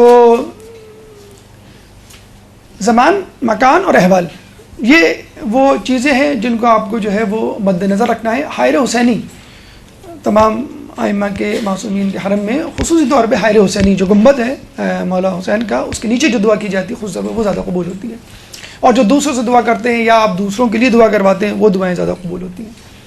اب آئیے وہ اسباب جو دعاؤں کے رد ہونے کا سبب بنتے ہیں۔ مثلا ایک شخص روزی کما سکتا ہے لیکن نہیں کماتا اور روزی میں اضافے کی دعا مانگتا ہے، اس کی دعا قبول نہیں ہوتی۔ ایک شخص جو رزق کا جسے کہتے ہیں کہ بے احترامی کا مرتکب ہوتا ہے، یعنی آپ نے کھایا، روٹی کے کنارے جو ہے وہ چھوڑ دی، ہم تو پیزا کے کنارے بھی چھوڑ دیتے ہیں، روٹی کے کنارے کیوں نہ چھوڑیں، تو یا ہم نے کھایا جو سبزی جو تھی وہ جو ہے وہ کنارے پہ رکھ دی، بچوں کو سکھائیں ابھی سے کہ یہ رزق کی جو ہے بے حرمتی ہے کہ آپ نے خاص چیز خاص جگہ سے کھا لی اور باقی جو چیزیں وہ چھوڑ دی۔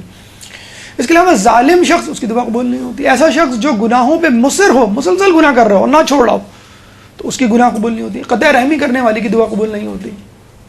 وہ شخص جو ہمسائے کے لیے بد دعا کرے حالانکہ گھر چھوڑ سکتا ہو، تبدیل کر سکتا ہو، وہ دعا جو ہے وہ قبول نہیں ہوتی۔ تو یہ وہ اسباب دعاؤں کے رد ہونے کا سبب بنتے ہیں۔ اب آئیے ہماری گفتگو کے 7ویں مرحلے کی طرف۔ کمیل ابن زیاد جو کہ اس دعا کے راوی ہیں سب سے پہلے اور جن کے نام سے یہ دعا قبول ہوئی، ایک درود پڑھ دے محمد والے محمد۔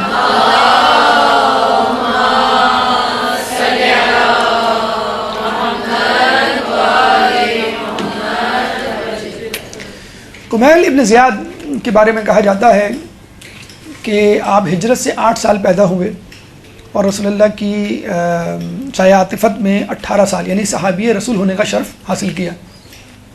کئی حدیثیں ہمارے یہاں بھی اور اہل تسنن میں بھی ان سے مروی ہیں۔ رسول کے صحابی رہے، امام علی کے صحابی رہے، امام حسن مجتبیٰ کے صحابی رہے، اور قبیلہ نخعی سے ان کا تعلق تھا۔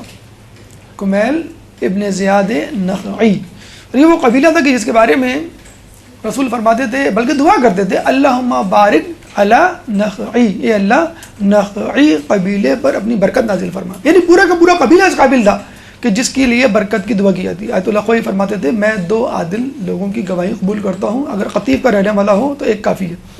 یعنی قطیف سعودی عرب کے شرق میں جو علاقہ ہے جہاں 100% محبان علی رہتے ہیں، کہ اتنے باعمل شیعان علی ہیں کہ وہ آپ کو دیگر جگہوں پہ نہ ملیں، لیکن چونکہ حالات اس طرح کے ہیں وہ عموماً لوگوں کی نظروں میں آ نہیں پاتے۔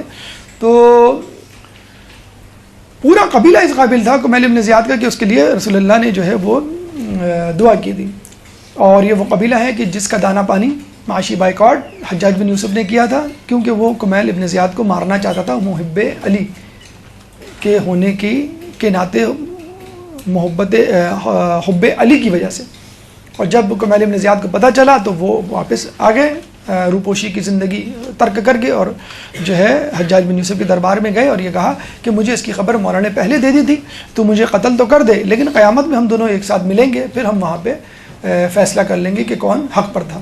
اور اس نے جو ہے اس ملعون نے کمیل ابن زیاد کو جو ہے وہ قتل کیا. آپ کی جو قبر مبارک ہے وہ محلہ سویہ میں ہے، سے نجف اور کربلا کی جو مین شاہراہ ہے اس سے 100 میٹرز، مسجد حنانہ آپ نے نام سنا ہوگا، اس کے قریب. کمیل ابن زیاد کے بارے میں کہا جاتا ہے کہ آپ کے خاص 10 اصحاب میں شمار ہوتا تھا. مولا علی کے جو 10 خاص اصحاب تھے، جیسے مالک اشتر ہیں، حبیب بن مظاہر ہیں، یا محسن تمار ہیں، خاص اصحاب. اچھا، خاص اصحاب کے مطلب ملیٹنٹس نہیں، گارڈز نہیں، لڑنے بڑھنے والے نہیں فقط، بلکہ اصحاب سر میں آپ کا شمار ہوتا تھا. یعنی مولا علی کے خفیہ معاملات، مولا علی کی خفیہ باتیں جو وہ بہت کم لوگوں سے ڈسکلوز کرتے تھے، شیئر کرتے تھے، ان میں جو ہے وہ کمیل ابن زیاد شامل تھے. یہ آپ کے اولین بیعت کرنے والوں میں شامل تھے. یہ وہ لوگ تھے جن کو خلیفہ سویم نے کوفے سے در بدر کر کے شام جو ہے وہ جلا وطن کر کے بھیج دیا تھا. کمیل ابن زیاد اصحاب سر تھے، یعنی ان کو وہ علوم پہنچائے گئے تھے مولا علی کے ذریعے سے، مولا علی نے پہنچائے تھے جو عام آدمی کو نہیں. اور یہی وجہ بنی کہ مولا علی نے اپنا خاص علم اور اپنے خاص علم میں سے خاص دعا کمیل جو ہے ان کو تعلیم کی. اب آئیے اس کے پس منظر کی طرف کہ یہ دعا مولا نے کس طرح کمیل ابن زیاد کو پڑھائی. ایک درود پڑھ دے محمد والے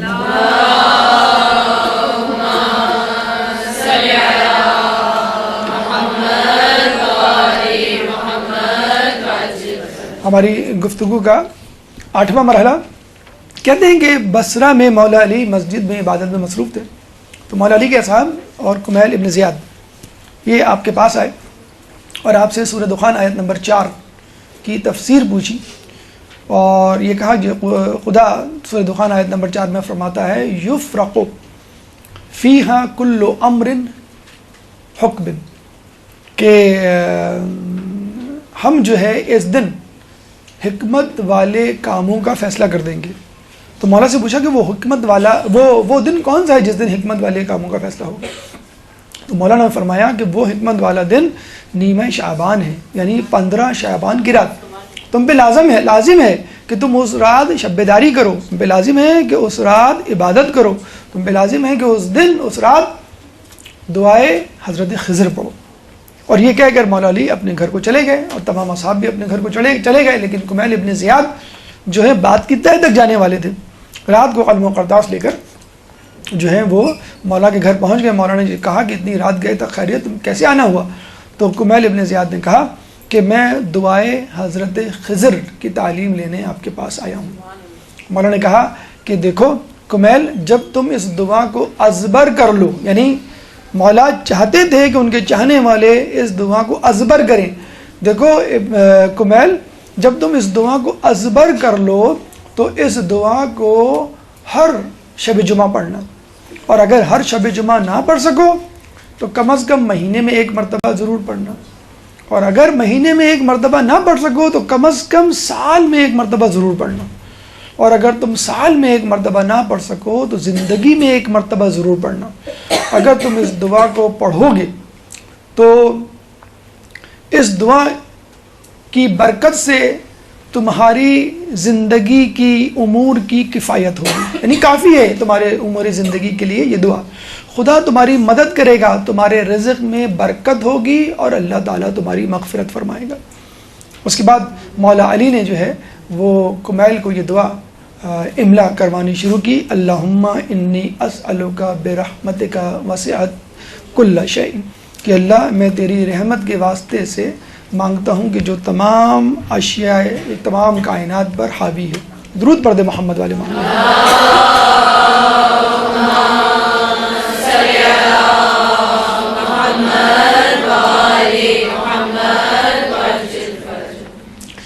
دیکھیے دعا کمیل شروع بسم اللہ الرحمن الرحیم سے ہوتی ہے، اور قرآن کی سورہ بھی ایک کے علاوہ بسم اللہ سے ہوتی ہیں، بلکہ ہر کام کو شروع کرنے کا بسم اللہ سے کہا گیا ہے۔ تو پہلے ہم بسم اللہ کی تفسیر اور تشریح کی طرف چلتے ہیں، اس کے بعد باقاعدہ دعا کمیل۔ بسم اللہ الرحمن الرحیم کے بارے میں روایتوں میں آیا ہے کہ ہر اہم کام جو بغیر بسم اللہ کے شروع ہو کبھی مقصد تک نہیں پہنچتا، یعنی کبھی پورا نہیں ہوتا۔ بسم اللہ الرحمن الرحیم کے لیے کہا جاتا ہے کہ کوئی ایسا پریشان کن شخص نہیں جو آسمان کی طرف نگاہ اٹھائے اور 3 مرتبہ بسم اللہ الرحمن الرحیم پڑھے اور اللہ اس کی پریشانی کو دور نہ کرے، چاہے جائے کہ اللہ کی خود مرضی شامل نہ ہو، ورنہ کوئی چیز مانے نہیں کہ فقط آسمان کی طرف منہ اٹھا کر 3 مرتبہ بسم اللہ الرحمن الرحیم کہے تو اللہ تعالیٰ اس کی پریشانی کو کیوں دور کر دے گا، ابھی اس کی تفصیل آگے آئے گی کہ اللہ دور کر دے گا، یقیناً بالضرور جو ہے وہ اس کی پریشانی کو دور کر دے گا۔ جو دعا بسم اللہ الرحمن الرحیم سے شروع کی جائے گی وہ دعا رد نہیں ہوتی۔ صلوات کے بعد بسم اللہ۔ پھر رسول نے ایک عجیب خوشخبری لوگوں تک پہنچائی۔ خود رسول اللہ کے مطابق جہنم کے 19 شعلے ہیں، اور رسول نے فرمایا بسم اللہ الرحمن الرحیم کے 19 حروف ہیں، بس بسم اللہ کا ہر حرف جہنم کے ایک شعلے کو بجھانے کے لیے کافی ہے۔ اور آپ کی اطلاع کے لیے عرض ہے، یہ بھی عجیب حیران کن واقعہ ہے جو اس روایت کی جسے کہتے ہیں کہ مزید تصدیق کرتا ہے کہ یہ روایت بالکل صحیح ہے، کہ جب ابراہیم علیہ السلام کے لیے نمرود کی آگ ٹھنڈی ہو گئی، یا نارکونی بردم و سلامن علی ابراہیم، سورہ انبیاء 69، تو جب وہ ٹھنڈی ہو گئی تو کہتے ہیں کہ نمرود کی بیٹی ایک اونچی عمارت سے یہ منظر دیکھ رہی تھی کہ میں بھی تو دیکھوں ابراہیم کیسے جلتے ہیں، پتہ چلا کہ ابراہیم تو بیٹھے ہوئے، وہ کسی طرح یہ عمارت سے اتر کر ابراہیم تک پہنچنے میں کامیاب ہو گئے اور کہا کہ آپ کیسے بچ گئے، یہ تو سال بھر سے جلائی ہوئی آگ تھی، اس میں ناممکن تھا آپ کا بچنا۔ ابراہیم علیہ السلام نے کچھ نہیں کہا تم بھی بچ سکتی ہو، کیسے؟ کہنے کہ اس آگ میں بسم اللہ الرحمن الرحیم کہہ کے چھلانگ لگا دو۔ وہ خود اس مقام پہ گئی جہاں سے نظارہ دیکھ رہی تھی اور وہاں سے بسم اللہ الرحمن الرحیم کہہ کے چھلانگ، ابھی مسلمان نہیں ہوئی تھی لیکن اس بسم اللہ پہ اس کو یقین تھا، بسم اللہ الرحمن الرحیم کہہ کے اس نے چھلانگ لگائی اور آگ سے محفوظ رہی۔ تو جب نمرود کی آگ، اللہم صلی علی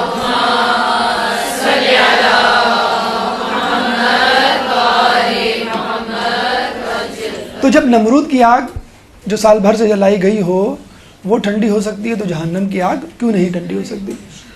اگر کوئی شخص کسی بچے کو بسم اللہ الرحمن الرحیم پڑھاتا ہے تو اللہ تعالیٰ اس بسم اللہ کی برکت سے اس استاد کو بھی معاف کر دیتا ہے، بخش دیتا ہے، بچے کو بھی بخش دیتا ہے اور بچے کی ماں کو بھی بخش دیتا ہے۔ تو پھر سورہ فاتحہ اور پورا قرآن پڑھانا، اس کا ثواب، اس کے اثرات کتنے زیادہ ہوں گے۔ بسم اللہ کے بارے میں ملتا ہے، اچھا کچھ لوگ اسم اعظم کی تلاش میں ہوتے ہیں۔ آپ کو معلوم ہوگا آصف برقیہ کے پاس ایک اسم اعظم تھا جس کی وجہ سے وہ ملکہ بلقیس کا تخت جو ہے وہ یمن سے سلیمان علیہ السلام کے محل میں لانے میں کامیاب ہو گیا۔ تو کچھ لوگ بڑے تلاش میں رہتے ہیں کہ ہمیں اسم اعظم مل جائے، اسم اعظم مل جائے۔ تو امام کی روایت ہے کہ بسم اللہ الرحمن الرحیم میں اسم اعظم اس طرح ملا ہوا ہے جیسے آنکھ کی سیاہی سے آنکھ کی سفیدی، اور بہت سارے علماء کا یہ خیال ہے کہ بسم اللہ الرحمن الرحیم میں لفظ اللہ اسم اعظم ہے، بہت قوی امکان ہے کہ یہ ہی اسم اعظم ہو۔ کیوں؟ ابھی اس کی تفصیل آگے آتی ہے۔ اس کے بعد کہا جاتا ہے کہ جو شخص دن میں 2 کلمات 2 جملے 10 مرتبہ پڑھے گا اللہ تعالیٰ اس کے تمام گناہوں کو بخش دے گا اور 70 بلاؤں کو دور کر دے گا جس میں جذام، برس اور فالش جیسے امراض شامل ہیں۔ کون سی 2 دعا؟ بسم اللہ الرحمن الرحیم اور لا حول ولا قوت الا باللہ العلی العظیم۔ اب یہ مت کہیے گا ارے یہ تو ہمیں پتہ ہے، کوئی نہیں بتائیں۔ محلے کے پاس سے ایک شخص آیا تھا نا صفین میں زخمی حالت میں، اور بازو اس کا لٹک رہا تھا، زخمی تھا، بالکل کٹنے والا، گرنے والا تھا۔ مولانا نے ہاتھ رکھ کے اس کا بازو ٹھیک کر دیا، اور جب جنگ کے بعد آیا کہ مولا آپ نے کون سا وظیفہ پڑھا تھا، مولانا نے کہا سورہ فاتحہ۔ اس نے کیا کہا تھا؟ یہ سورہ فاتحہ جب روز پڑھتے ہیں تو بس جب اس نے سورہ فاتحہ کو انڈر اسٹیمیٹ کیا تو اس کا اثر زائل ہو گیا، بازو کٹ کے دوبارہ نیچے گر گیا۔ تو اگر آپ نے انڈر اسٹیمیٹ کیا بسم اللہ کو جیسے کہ لوگ کرتے ہیں تو آپ کو وہ اثرات نہیں ملیں گے، لا حول ولا قوت کو اگر انڈر اسٹیمیٹ کیا تو پھر وہ آپ کو اثرات نہیں ملیں گے۔ اس کے علاوہ کہا جاتا ہے کہ جو شخص بسم اللہ پڑھتا ہے ہر مرتبہ بسم اللہ پڑھنے سے 4000 گناہ مٹا دیے جاتے ہیں اور 4000 نیکیاں اس کے حساب میں لکھ دی جاتی ہیں۔ تو یہ وہ بسم اللہ کی برکات ہے۔ اب آئیے، اچھا ہاں ایک اور اہم بات کہ قیامت میں امت محمدی کہ جب گناہوں کو اور نیکیوں کو تولا جائے گا تو دیکھا یہ جائے گا، لوگ پچھلی نبیوں کی امت کے لوگ دیکھیں گے کہ بھی امت محمدی کی نیکیاں تو بہت تھوڑی ہیں لیکن وزن بہت زیادہ ہے، پلڑا بہت جھکا ہوا ہے، کیا وجہ ہے؟ اعتراض کریں گے وہ، تو ان کے نبی جواب دیں گے کہ یہ امت جب بھی کوئی کام شروع کرتی تھی تو اللہ کے 3 نام لیا کرتی تھی، اللہ، رحمان اور رحیم، یعنی بسم اللہ الرحمن الرحیم، جس کی وجہ سے اگر یہ 3 نام ایک پلڑے میں رکھ دیے جائیں اور دنیا جہاں کے لوگوں کی نیکیاں دوسرے پلڑے میں رکھ دی جائیں تو بسم اللہ الرحمن الرحیم والا پلڑا جھک جائے گا، بھاری ہوگا۔ ایک درود پڑھ دے محمد علیہ۔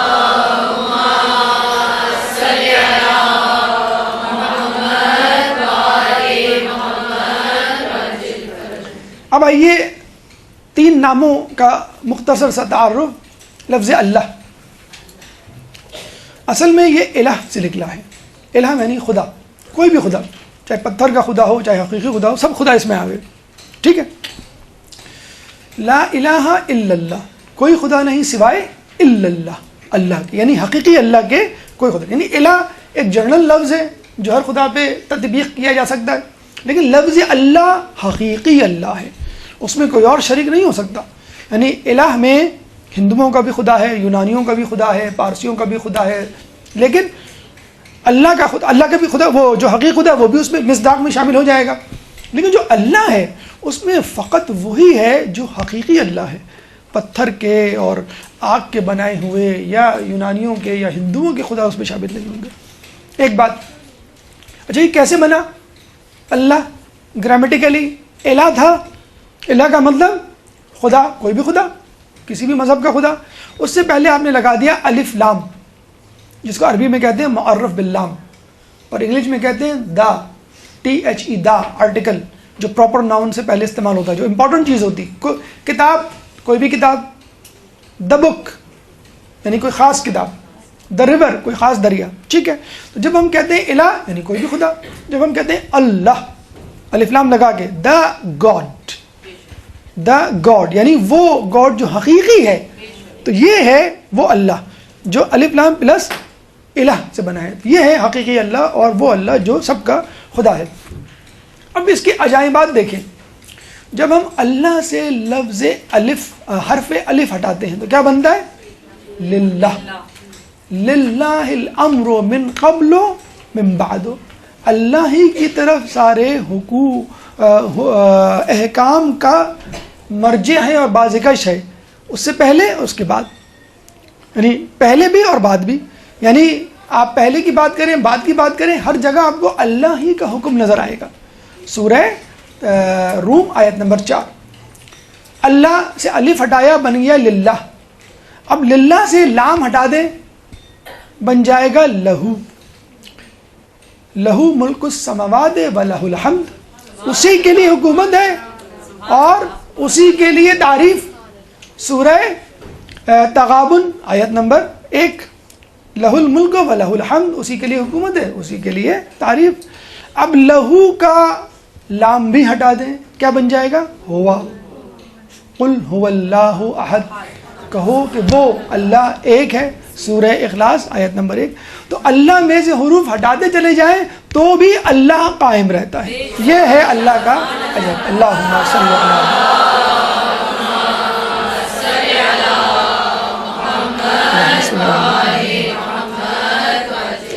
اب آئیے رحمان کی طرف۔ رحمان یعنی رحم کرنے والا، عمومیت سے رحم کرنے والا، ہر کسی کو دینے والا، چاہے اس کا فرما بردار ہو، چاہے اس کا نافرمان، چاہے مسلمان ہو چاہے غیر مسلم ہو، لیکن یہ دین، یہ رحم عارضی ہے دنیا تک، دنیا کی زندگانی ہے چند دنوں تک، پھر تمہارا حساب لیا جائے گا، اور ہر کسی کے لیے ہے. جبکہ رحیم صفت مشبہ ہے. رحیم کا مطلب ہے ہمیشہ، یعنی ہمیشہ رحیم رہے گا. رحمان بس وہ دنیا تک ہے، اس کے بعد اس کی رحیمیت چلے گی. رحیم رحم کرنے والا مگر خصوصی لوگوں پر جو مومنین ہیں، ان لوگوں پر جن کو وہ اپنی رضا دے گا، خوشی دے گا اور نعمتیں دے گا. اور یہ رحمانیت، یہ رحیمیت دائمی ہے، یعنی آخرت میں رہے گی اور ہمیشہ ہمیشہ رہے گی، اور اپنے خاص بندوں کے لیے مخصوص ہے. تو اگر کوئی نعمتوں میں اس وقت دنیا میں ہے تو اس کا یہ مطلب نہیں کہ آخرت میں بھی وہ آرام و آسائش میں ہوگا. تو یہ اللہ اور یہ رحمان اور یہ رحیم کی تفصیل ہے. اور آخری بات دعائے کمیل کے حوالے سے، دعائے کمیل کو شروع کرنے کے حوالے سے، اکثر لوگ جب دعا کمیل شروع کرتے ہیں تو یہ کہتے ہیں کہ بھئی ہم کہاں دعائے کمیل کہاں، ہم کہاں ذکر خدا کہاں، ہم حجاب نہیں کرتے، ہم داڑھی نہیں رکھتے، ہم نماز نہیں پڑھتے، ہم جھوٹ بولتے ہیں، ہم جو ہے غیبت کرتے ہیں، ہم جو ہے لوگوں کی اعانت کرتے ہیں، ہم نے تو بہت گناہ کیے ہیں، بڑے بڑے گناہ کیے ہیں، ہم کیسے بخشے جائیں گے؟ تو مجھے بتلائیے کہ آپ کے گناہ کیا حر سے بھی زیادہ ہیں؟ حر سے تو زیادہ نہیں. آپ تصور کر سکتے ہیں کہ امام مظلوم کا راستہ روکیں؟ آپ نہیں تصور کر سکتے امام مظلوم کا راستہ روکیں. آپ تصور کر سکتے ہیں کہ امام پر پانی بند کریں؟ ہم تو جب پانی پیتے ہیں تو ہم پیاسے حسین کو، امام مظلوم کو یاد کرتے ہیں. حر وہ تھا کہ جس نے سب سے پہلے امام مظلوم کا راستہ روکا تھا. عمر سعد تیر چلا کے کہتا ہے کہ لوگوں گواہ رہنا کہ سب سے پہلے تیر میں نے چلایا، لیکن مجھے بتلائیے عمر سعد کو بلانے والا کون تھا؟ خولی کو بلانے والا کون تھا؟ ہرملا کو، شمر کو بلانے والا کون تھا؟ یہی حر تھا. بی بی زینب بہت روئیں کربلا کے واقعے کے بعد، لیکن کربلا کے واقعے سے پہلے سب سے پہلے 2 محرم کو رلانے والا حر تھا. 2 محرم کو بی بی زینب کی آنکھوں میں جو آنسو آئے تھے وہ حر کی وجہ سے آئے تھے. اور پھر امام نے کیا کہا تھا کہ حر تیری ماں تیرے غم میں روئے. اور اس کے بعد حر نے وہ جملہ کہا کہ جس کی وجہ سے وہ آزاد یعنی حر بن گیا، حقیقی حر بن گیا. اس نے کیا کہا کہ آپ نے میری ماں کے بارے میں تو یہ جملہ کہہ دیا، لیکن میں آپ کی ماں کے بارے میں یہ جملہ نہیں کہہ سکتا. بس یہ ادب و احترام اہل بیت بی بی سیدہ اس کے کام آ گئی. اور یہی وجہ تھی کہ آخری شب عاشور وہ سو نہ سکا. صبح اٹھ کے جب جانے لگا تو لوگوں نے کہا کہ حر تجھے امان نہیں ملے گی اور تو واپس آئے گا تو عمر سعد بھی تجھے قبول نہیں کہے گا. اس نے کہا نہیں، میں اس در پہ جا رہا ہوں کہ جو رحمت للعالمین کا نواسا ہے. اور جب حر آتا ہے تو مولا اس کو اپنا مہمان بناتے ہیں. اور عجیب بات ہے کہ مولا اس سے شرمندہ ہوتے ہیں. ارے حر کو شرمندہ ہونا چاہیے، مولا شرمندہ ہو کے کہتے ہیں حر جب تم پہلے آئے تھے تو میں نے تمہارے گھوڑے تک کو سیراب کیا تھا، آج تم مہمان بن کر آئے ہو تو 2 گھونٹ نہیں ہے جو میں تمہیں دے سکوں. اور حر نے شرمندہ ہو کے کہا کہ بس میں اسی گناہ کو تو بخشوانے کے لیے آیا ہوں. اور کہتے ہیں کہ حر نے اپنی شہادت دی، لوگوں نے بھی شہادت دی، لیکن حر کی شہادت میں اور لوگوں کی شہادت میں یہ فرق ہے کہ لوگوں کو شہادت ملی، حر کو شہادت کے ساتھ بی بی زہرا کا رومال بھی ملا جو قبر میں اس کے ساتھ رکھا جائے گا. لعنت اللہ علی القوم الظالمین سيعلمون الذين ظلموا أي منقلب ينقلبون. بارگاہ اللہ اے پروردگارہ، بارگاہ الہی میں اپنی ہماری اس حقیر سی عبادت کو قبول فرما. جو کچھ پڑھا سنا گیا اس پہ عمل کرنے کی توفیق عطا فرما. ہمیں دعاؤں کے کرنے اس پہ عمل کرنے کی توفیق عطا فرما. ہماری جائز حاجات کو قبول فرما. حاضرین محفل کی جائز حاجات کو قبول فرما. جو لوگ جہاں جہاں آباد ہیں اور وہاں ظلم ہو رہا ان سے ان کے ظلم کو دور فرما. جو بے روزگار ہیں ان کو روزگار عطا فرما. جو بیمار ہیں ان کو شفا عطا فرما. امام کے ظہور میں تعجیل فرما. ہمیں ان کے انصار و اعوان میں شامل فرما. ربنا تقبل منا انك انت السميع العليم وتب علينا انك انت التواب الرحيم برحمتك يا ارحم الراحمين. برحمتك يا ارحم الراحمين. وصلى الله على محمد وآله هذه الطاعة